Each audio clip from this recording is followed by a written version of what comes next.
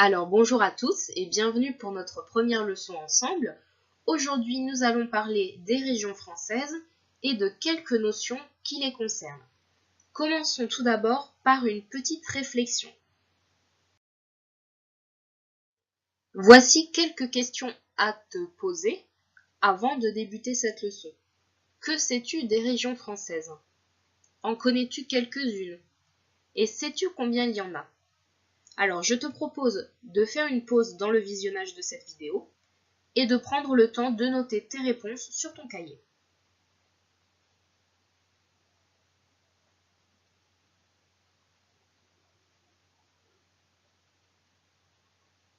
Ça y est? Très bien, alors nous pouvons commencer la leçon.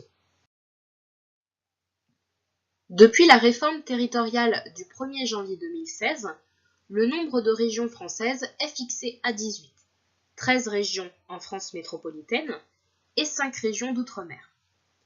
Arrêtons-nous un instant sur l'adjectif métropolitain, au féminin métropolitaine. Sais-tu ce qu'il veut dire? Eh bien, on parle de France métropolitaine pour désigner le territoire qui se situe sur le continent européen. On exclut donc de cette dénomination les régions d'outre-mer. Nous avons dit que depuis la réforme, les régions sont au nombre de 18. Mais avant cela, jusqu'en 2015, il y en avait 27 au total. Alors partons pour un petit tour d'histoire des régions. Il faut remonter avant la Révolution française de 1789. Cependant, à l'époque, on ne parle pas encore de région, mais le royaume était divisé en provinces historiques. Certaines existent encore aujourd'hui, avec une taille un peu différente de l'époque. Cependant, elles ont pu donner leur nom à des régions actuelles. Il y avait pas moins de 34 provinces. C'est beaucoup, non? D'autres se sont même rajoutés ensuite et tout au long du XIXe siècle. Par exemple, le comté de Nice et la Savoie ont été donnés par l'Italie à la France. Les régions comme on les connaît aujourd'hui ne naissent qu'en 1956 et il faut attendre un décret de 1970 qui fixe le nombre de régions métropolitaines à 22.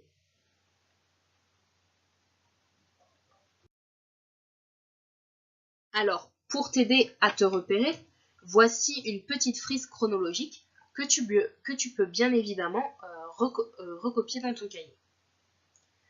Avant la Révolution, nous avons dit que le royaume de France était divisé en provinces historiques. En 1789, éclate la Révolution française. Puis passent quelques siècles jusqu'en 1956 avec la création des régions sous la forme que nous connaissons actuellement. Puis le décret de 1970 qui fixe le nombre de régions métropolitaines à 22. C'est le 1er janvier 2016 qu'est rendue effective la nouvelle carte des régions avec 18 régions. Et le 29 septembre 2016, on fixe un nouveau nom aux régions.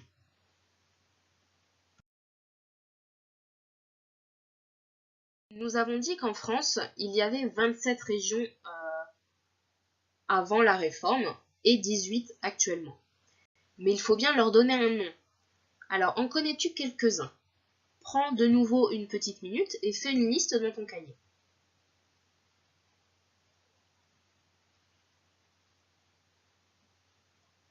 Ça y est? Très bien, reprenons. Alors, avant la réforme, nous avions, par ordre alphabétique, l'Alsace, l'Aquitaine, l'Auvergne, la Bourgogne, la Bretagne, le Centre, la Champagne-Ardenne, la Corse, la Franche-Comté, l'Île-de-France, le Languedoc-Roussillon, le Limousin, la Lorraine, le Midi-Pyrénées, le Nord-Pas-de-Calais, la Basse-Normandie, la Haute-Normandie, les Pays de la Loire, la Picardie, le Poitou-Charentes, la Provence-Alpes-Côte d'Azur et le Rhône-Alpes. À cela s'ajoutaient bien évidemment les 5 régions d'outre-mer, la Guadeloupe, la Martinique, la Guyane, Mayotte et la Réunion. Après la réforme, il a fallu trouver un nouveau nom aux régions qui avaient fusionné entre elles. On a pour cela plusieurs possibilités. Certaines régions, certains conseils régionaux, puisque c'était aux conseils régionaux de décider du nom des régions, certains ont choisi d'accoler le nom des deux régions.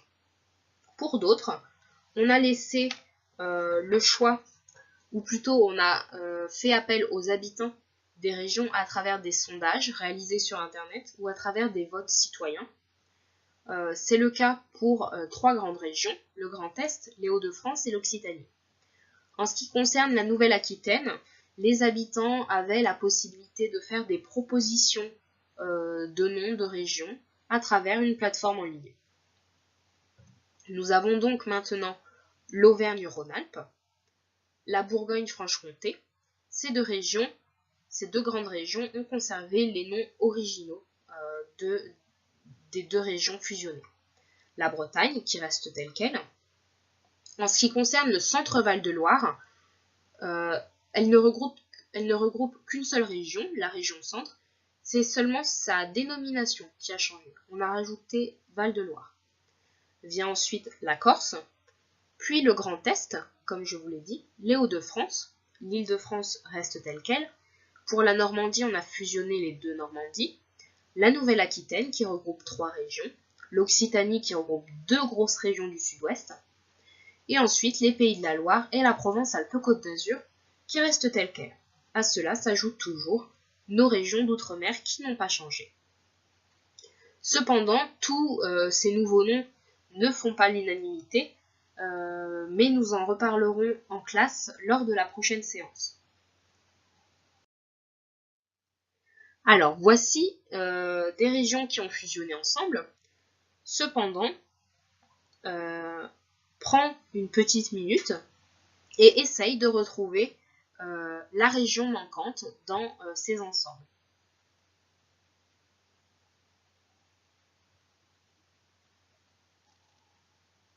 Alors, voici les solutions.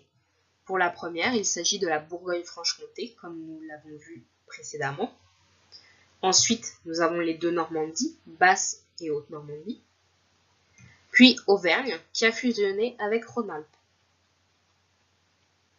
Les deux grosses régions du sud-ouest qui ont fusionné sont le Midi-Pyrénées et le Languedoc-Roussillon, et s'appellent maintenant l'Occitanie. Quant à l'Aquitaine et au Limousin, ils ont fusionné avec le Poitou-Charentes pour donner aujourd'hui la Nouvelle-Aquitaine.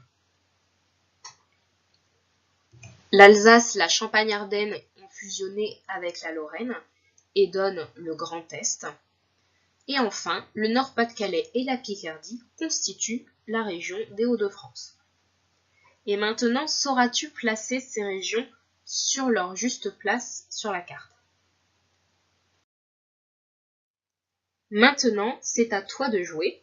Tu sais que pour la prochaine séance, tu dois essayer de remplir la carte des régions grâce à tes connaissances. Nous n'avons pas vu où les régions se placent. Cependant, essaye de répondre selon ce que tu en penses. Tu dois également répondre au quiz sur la vidéo Les régions, quelques notions, qui se trouve sur le site. Nous procéderons à une mise en commun et à une correction en classe lors de la prochaine séance. Merci d'avoir écouté cette vidéo et je vous dis rendez-vous à la prochaine leçon. À bientôt.